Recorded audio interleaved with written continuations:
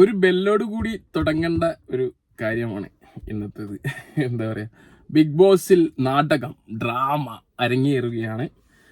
ലാലേട്ടൻ വന്ന് ഓരോരാടത്തും ഗബ്രീൻ്റെയും ജാസ്മിൻ്റെയും കാര്യങ്ങൾ ചോദിച്ചു കഴിഞ്ഞപ്പോൾ ഓരോരാളും ഓരോ രീതിയിലുള്ള മറുപടി പറഞ്ഞിരിക്കുന്നു. അതിൽ നമുക്ക് ഒന്ന് കേൾക്കാം.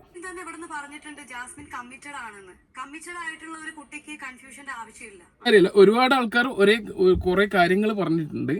അപ്പൊ ഈ കാര്യങ്ങൾ കേട്ട് കഴിഞ്ഞപ്പോൾ നാടകം തുടങ്ങി, എല്ലാരും കൂടി തിന്നാൻ തുടങ്ങി, എന്നെ എന്നുള്ള സംസാരം വന്നു തുടങ്ങി. കരച്ചിലെന്നെല്ലാം പറഞ്ഞ ഇന്നലെ ബിഗ് ബോസിന്റെ ലൈവ് ശരിക്കും പറഞ്ഞ കരച്ചിലോടുകൂടി കരച്ചില, ഒരു രക്ഷയില്ലാത്ത കരച്ചില്. അയ്യൻ്റെ അപ്പോ ഒരാളാടുന്ന് തല കറങ്ങി പോകുന്നു, ഇപ്പുറത്തുനിന്ന് കരഞ്ഞ് തീർക്കുന്നു. ക്വിറ്റ് ചെയ്ത് പോയാൽ പോരെ, എന്തിനാ ഇങ്ങനെ സഹിച്ച് നിൽക്കേണ്ട ആവശ്യം? ഓൾറെഡി ജാസ്മിൻ്റെ കാര്യത്തിൽ വെച്ചാൽ ജാസ്മിൻ മൈക്കിൻ്റെ കാര്യം ഭയങ്കര പ്രശ്നമാണ്. ഇത്രയും അധികം ലംഘനങ്ങൾ നടത്തി ഇവരുടെ ലക്ഷറി പോയിന്റ് തകർക്കുന്നതേ ജാസ്മിൻ. അപ്പം ഈ പ്രാവശ്യം മിക്കവാറും പിന്നെയും ലക്ഷറി പോയിന്റ് പോകാനുള്ള സാധ്യതയുണ്ട്.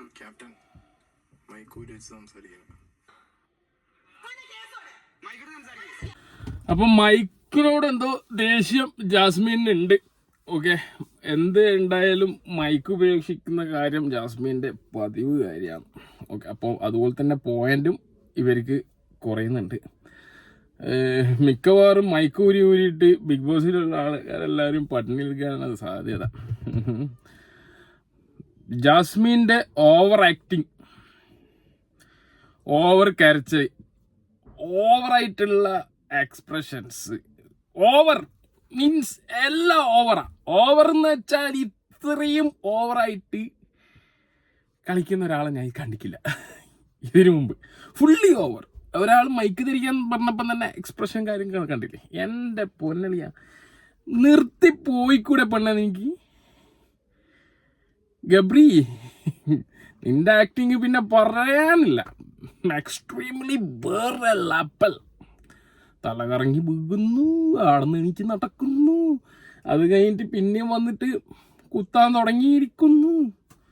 അല്ലെ, ലക്ഷറി പോയിന്റ് അല്ലേ, അതായത് ഈ ഭക്ഷണ സാധനങ്ങൾ എഴുതേണ്ട സമയത്ത് പോയിന്റിനനുസരിച്ചിട്ട് എഴുതുന്ന സമയത്ത് ആ ടീം കാൽക്കുലേഷൻ ചെയ്തിട്ട് അവർ ചെയ്തോട്ടെ. പിറകിലിരുന്നിട്ട് എന്തിനാ ഗബ്രി ഇങ്ങനെ കുത്താൻ നിൽക്കുന്നേ? ഗബ്രി ജാസ്മിൻ ഇവർക്ക് തുറന്നടിച്ച് പറഞ്ഞ ഒരു കുഴപ്പമില്ല. അത് പേളിമണി ശ്രീനിഷിൻ്റെ ലവ്, അതാണ് ബിഗ് ബോസിൽ ഫസ്റ്റ്. അപ്പോൾ അതിൽ പേളിമണിൻ്റെ ശ്രീനിഷിൻ്റെയും സംഭവം, ആ ഒരു വർക്കൗട്ട് അവർ ഉള്ളതുപോലെ തുറന്ന് പറഞ്ഞും കൊണ്ടുള്ള ആ ഒരു സംഭവം സക്സസ് ആണ്. അത് അവരുടെ ലൈഫിൽ ഇന്നും ഉണ്ട്. ഇത് എനിക്ക് ഓൾറെഡി പുറത്ത് കമ്മിറ്റായിട്ടുള്ള ജാസ്മിൻ ഉള്ളിൽ വന്ന് കാണിക്കുന്നത് വെറും കോലത്തരം. അതായത് ആൾക്കാർക്ക് അംഗീകരിക്കാൻ പറ്റാത്ത കാര്യങ്ങളാണ് ഈ ചെയ്തുകൊണ്ടിരിക്കുന്നത്. ഒന്നെങ്കിൽ ബിഗ് ബോസിനെ പുറത്ത് വെച്ചിട്ട് തന്നെ ഓനെ തേച്ചിട്ട് ഇങ്ങോട്ടേക്ക് വരാം, വന്ന് കഴിഞ്ഞിട്ടും നിങ്ങൾക്ക് ഇങ്ങനെയുള്ള കലാപരിപാടികൾ നടക്കാം. ഇത് ഓൾറെഡി കമ്മിറ്റഡ് ആയിട്ടുള്ള ഒരാൾ, വീടുകാരും കാര്യങ്ങളും സംസാരിച്ച് വെച്ചിട്ടുള്ള ഒരാളെ പുറത്തിരിക്കുന്ന സമയത്ത് ഉള്ളിൽ വന്നുകൊണ്ട് ഈ രീതിയിലുള്ള പെരുമാറ്റവും കളികളും കാര്യങ്ങളും ഒക്കെ ആകുന്ന സമയത്ത് സ്വാഭാവികമായും നാട്ടുകാർ അല്ലെങ്കിൽ പ്രേക്ഷകർ, ബിഗ് ബോസ് കാണുന്ന പ്രേക്ഷകർ ഇതിങ്ങനെ വിചാരിക്കുള്ളൂ, ഇത് നെഗറ്റീവിലേ കൊണ്ടുപോകുള്ളൂ. ഞാൻ ആര് നിന്നാൻ വന്നെന്ന് പറഞ്ഞാലും ഇതിങ്ങനെ നിൽക്കുള്ളൂ.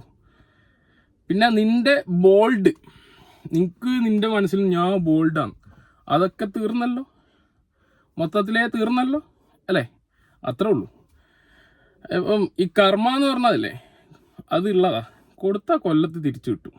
ഇന്നലെ പറഞ്ഞു കാറ്റ് 2 വശത്തും വീശുമെന്ന്. തീർച്ചയായും കാറ്റ് 4 വശത്തും വീശും. തിരിച്ചടി എന്തായാലും കിട്ടും.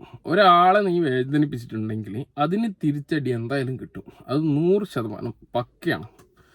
ഓക്കെ.